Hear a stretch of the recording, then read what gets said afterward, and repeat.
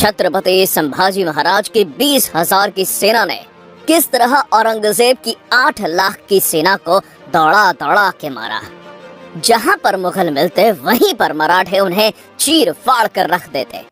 आखिर में मुगल भी सोचने पर मजबूर हो जाते कि काश हम भी मराठा होते। 17वीं सदी में मुगल सल्तनत को सिर्फ 2 ही चीजों से डर लगता था। पहला, जंगल में शेरों से, और दूसरा दक्खन के मराठों से। तो दूसरी तरफ पूरे हिंदुस्तान पर मुगल सल्तनत का परचम लहराने का सपना देखने वाला औरंगजेब लाखों की तादाद में मुगल सैनिकों को घोड़े हाथी देकर दक्खन की तरफ भेजता। मुगल सैनिक आते तो घोड़े हाथी पर, लेकिन जाते 4 लोगों के कंधों पर। मराठों ने किसी को भी नहीं छोड़ा, सबको घसीटा। इस तरह मराठों के हाथों बार बार पिटने के कारण औरंगजेब पूरी तरह से बर्बाद हो चुका था। इसलिए गुस्से में आकर उसने मुगल सल्तनत का ताज उतार के फेंक दिया और कसम खा ली कि जब तक वो संभाजी महाराज को पकड़ नहीं लेता तब तक मुगल सल्तनत का ताज वो अपने सर पर नहीं पहनेगा। और अपनी लाखों की फौज लेकर वो दक्खन में जा उतरा। लेकिन महाराष्ट्र के सह्याद्री पर्वतों की सैर करना मुगलों की औकात से बाहर था, क्योंकि सह्याद्री पर्वतों की सैर सिर्फ 3 ही लोग कर सकते थे। पहला बाघ, दूसरा तूफान और तीसरे मराठे। इन तीनों के अलावा सह्याद्री पर्वतों पर चढ़ना किसी के लिए भी संभव नहीं था। सह्याद्री पर्वतों की हर एक खुफिया जानकारी मराठों को पता थी, इसलिए मराठे कहीं से भी आकर मुगलों को जंगलों के बीच में घेर कर मौत की नींद सुलाते थे। इस तरह मराठों ने मुगलों को काट काट कर मौत का तांडव मचा दिया था। थके हारे औरंगजेब को समझ नहीं आ रहा था कि कैसे रोके इन मराठों को, इसलिए वो गुस्से से गरज पड़ा, या अल्लाह, क्या खिलाते हैं ये मराठे अपने बच्चों को? क्यों पैदा नहीं होते उनके जैसा एक भी शख्स हमारे सल्तनत में? सह्याद्री के पर्वत ऊंचे ऊंचे और चारों तरफ से जंगलों से घिरे हुए थे। इसी कारण औरंगजेब की सेना सह्याद्री पर टिक नहीं पाती थी। इसलिए औरंगजेब ने एक तरकीब लगाई। शंभू राजे के खिलाफ दूसरे हिंदू राजा को खड़ा कर दिया। वो जाके सीधा मैसूर के राजा चिक्का देवराय के साथ मिल गया। उसे लगा कि उत्तर से मुगल सेना और दक्षिण से मैसूर की सेना मराठों को घेर लेगी तो हम आसानी से मराठों का सफाया कर सकते हैं। लेकिन इस बात की भनक जब संभाजी महाराज को लगी तो उन्होंने मैसूर के राजा चिक्का देवराय को काफी समझाया। लेकिन चिक्का देवराय औरंगजेब का मित्र था, इसी वजह से उसने संभाजी महाराज द्वारा भेजा गया सुलह के प्रस्ताव को ठुकरा दिया और 3 मराठा सरदारों के सर काटकर श्रीरंगपट्टनम के द्वार पर लटका दिए। ये खबर जब छत्रपति संभाजी महाराज को पता चली तो प्रतिशोध लेने के लिए संभाजी महाराज ने त्रिचनापल्ली के किले पर घेराबंदी कर दी और मैसूर राज्य पर हमला कर दिया। अब मैसूर के सेना और मराठा सेना के बीच एक भयंकर युद्ध छिड़ गया।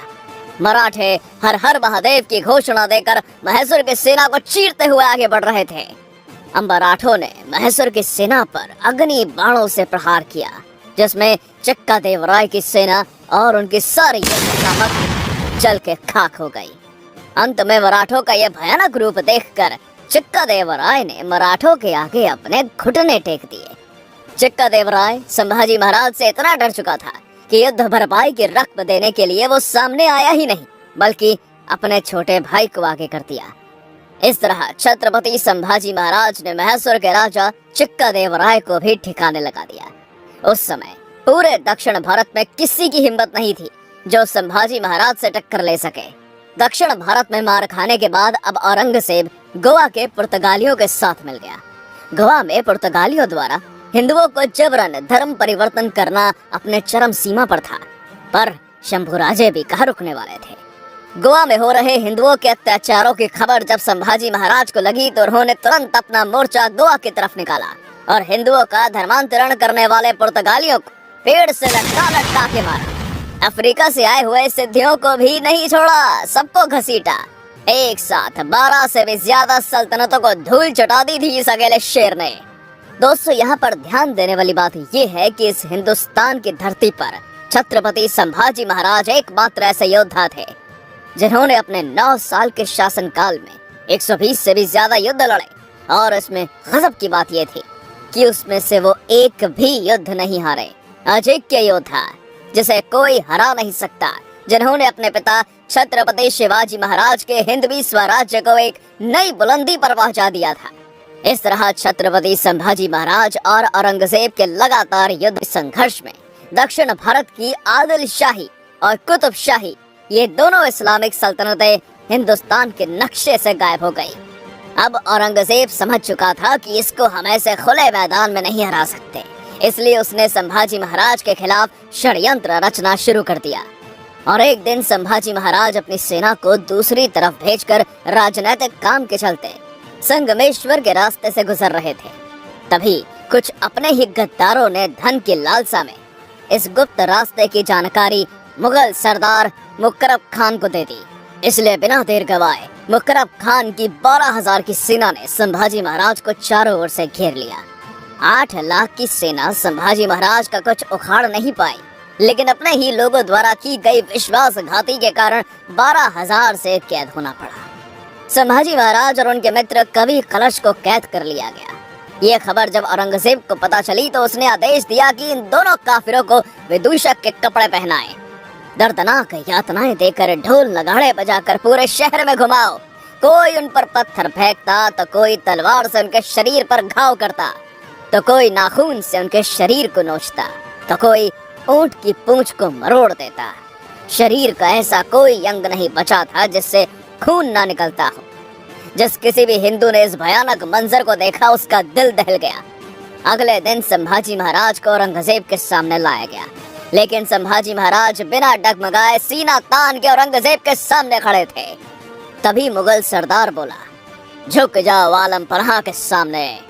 इस पर संभाजी महाराज के मित्र कवि कलश बोले, राजा है वो, झुकेंगे नहीं, झुकाएंगे। औरंगजेब बोला, खामोश। और तख्त से नीचे उतरकर उसने अपने अल्लाह का शुक्रगुजार किया। उसकी आंखों से मानो खुशी के आंसू टपक रहे थे। ये सारा नजारा देखकर छत्रपति संभाजी महाराज अपने मित्र कवि कलश से बोले, कवि जी, इस प्रसंग पर तुम्हें कोई कविता सूझती है? कवि कलश बोले, हाँ राजे, क्यों नहीं। पूरा मुगल दरबार हिल गया। मौत के मुंह में ये संभाजी और इसे कविता सुननी है। इस घटना पर मुगल इतिहासकार काफी खान लिखता है, वो फूटी किस्मत का वो कवि कलश हिंदी में उत्तम कविताएं करता था। उसके शरीर के सारे हिस्से जकड़े हुए थे, सिर्फ आंख और जबान के सिवा कुछ नहीं हिल रहा था। ऐसी अवस्था में भी उसने एक कविता बोली थी जो कुछ इस प्रकार थी, यावन रावण की सभा, शंभु बंध्यो बजरंग, लहू लसत सिंदूर सम, खूब खेलियो रणरंग।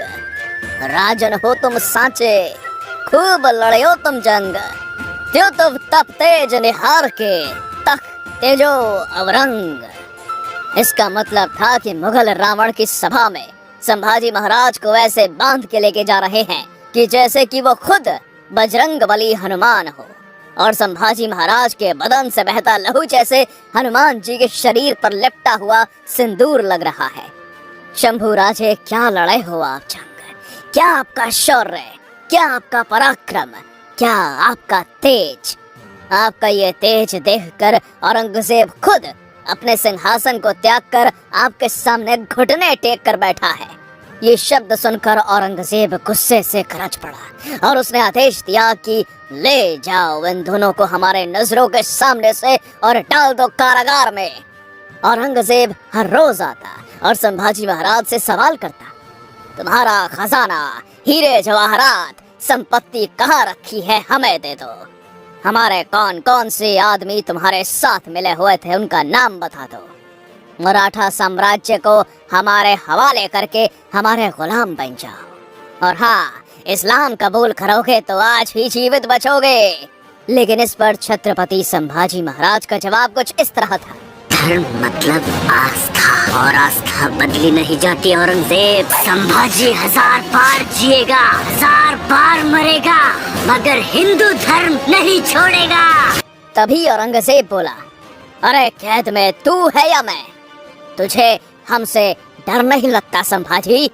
संभाजी महाराज बोले, नहीं औरंगजेब, हमें किसी से डर नहीं लगता, लेकिन हमारी वजह से सबको डर लगता है।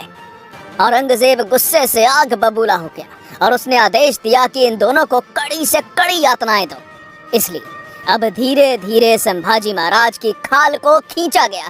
दर्द ज्यादा हो इसलिए जख्मों पर नमक डाला गया, मिर्च को आंखों में डाला गया, बालों को खींचा गया, शरीर से मांस के टुकड़े निकालकर कुत्तों को खिलाया गया, उंगलियां काटी गई, हाथ काटे गए, जलती हुई गर्म लोहे की सिलियां को आंखों में घुसाया गया, जबान काटी गई। हर रोज उनके शरीर के एक एक अंग को काटा जाता। 40 दिन तक औरंगजेब की हैवानियत का ये सिलसिला चलता रहा। अब संभाजी महाराज ने अन्न जल त्याग कर दिया। पहरेदारों के लाख समझाने पर भी संभाजी महाराज ने उनकी एक नहीं सुनी।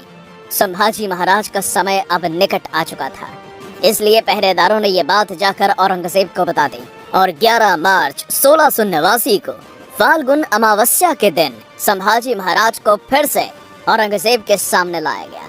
दरबार में उपस्थित मुल्ला मौलवी काजी कहने लगे कि संभाजी महाराज को जीवित रखना मतलब खतरे से खाली नहीं है, इसलिए इसे जल्द से जल्द खत्म कर दो। और आखिरी बार औरंगजेब कहने लगा, संभाजी मान लो हमारी शर्तों को, इस्लाम कबूल कर लो, जीवित छोड़ दूंगा। लेकिन संभाजी महाराज अपने धर्म और स्वाभिमान के मार्ग से थोड़े से भी पीछे नहीं हटे और अंत में औरंगजेब कहने लगा, संभाजी महाराज हार गया मैं तेरे सामने। अगर मेरा एक भी बेटा तेरे जैसा होता ना संभाजी, तो हिंदुस्तान क्या मैं पूरी दुनिया पर अपने जीत का परचम लहराता। और औरंगजेब के आदेश पर अब संभाजी महाराज को हाथी के पास लाया गया। वहां पर उनके शरीर के टुकड़े टुकड़े करके उनके सर को औरंगाबाद यानी आज के छत्रपति संभाजी नगर और वहां से बुन्हाड़पुर और बाद में दिल्ली के दरवाजे पर लटका दिया गया। मौत अगर सर पर हो तो इंसान न जाने कुछ भी बड़बड़ाने लगता है, लेकिन संभाजी महाराज स्वाभिमानी थे। उन्होंने नहीं कहा मुझे छोड़ दो, माफ कर दो, शरण दे दो। वो चाहते तो बाकी राजाओं की तरह औरंगजेब के सामने झुककर अपने लिए बड़े बड़े महल बनवाकर आराम से जिंदगी जीते, लेकिन धर्म और स्वाभिमान का सौदा उन्होंने कभी नहीं किया। अगर हमारे पैर में कांटा भी चुभ जाता है तो हम 8 दिन पैर को लेकर बैठ जाते हैं। तो सोचो उस समय संभाजी महाराज ने कैसे सही होगी ये दर्दनाक पीड़ा। किसके लिए, क्यों? अपने पिता छत्रपति शिवाजी महाराज के हिंदवी स्वराज्य के सपने के लिए, राष्ट्र धर्म के लिए। अंत में वो दुष्ट औरंगजेब कहता रहा, सचमुच छावा था छावा शेर का। हमने आंखें निकाल दी उसकी, लेकिन उसकी आंखें नहीं झुकी हमारे सामने। हमने जबान काट दी उसकी, लेकिन उसकी जबान से नहीं मांगे उसने रहम के 2 लफ्ज। हमने हाथ काट दिए उसके, लेकिन नहीं फैलाए उसने हाथ हमारे सामने। हमने पांव काट दिए उसके, लेकिन नहीं घुटने टेके उसने हमारे सामने। हमने गर्दन काट दी उसकी, लेकिन नहीं झुकी उसकी गर्दन हमारे सामने। सचमुच छावा था छावा शेर का। या अल्लाह, होंगे कामयाब, कभी ऐसे ही लौटना पड़ेगा खाली हाथ। देश धर्म पर मिटने वाला शेर शिवा का छावा था। महापराक्रमी परम प्रतापी एक ही शंभू राजा था। बाद में मराठों ने छत्रपति संभाजी महाराज के शरीर के टुकड़ों को जमा करके उन पर अग्नि संस्कार किया। छत्रपति संभाजी महाराज की चिता की जलती हुई आग की लपटें हर मराठा के शरीर पर लग चुकी थी। अब हर मराठा हिंदवी स्वराज्य के चिंगारी को अपने अंदर तेजी से भड़का रहा था और एक दिन इस चिंगारी ने औरंगजेब को इसी महाराष्ट्र की मिट्टी में दफन कर दिया। औरंगजेब वापस कभी दिल्ली लौट न सका। मराठे यही नहीं रुके, उन्होंने पूरे मुगल सल्तनत को हिंदुस्तान के नक्शे से गायब कर दिया। औरंगजेब के क्रूर मुगल साम्राज्य का अंत मराठों ने कर दिया था। पुणे से शुरू किया गया मराठा साम्राज्य का तूफान आगे चलकर अफगानिस्तान की सीमा तक जाकर भिड़ गया। इतने बड़े हिंदू साम्राज्य का निर्माण करने का कारनामा इतिहास में मौर्य और गुप्त साम्राज्य के 1000 साल बाद सिर्फ मराठों ने ही करा। दोस्तों, आज के लिए इतना ही। मिलते हैं अगली वीडियो में नई जानकारी के साथ। अगर वीडियो पसंद आई हो तो लाइक करें, कमेंट करें और हाँ, चैनल पर नए हैं तो सब्सक्राइब करना मत भूलिएगा।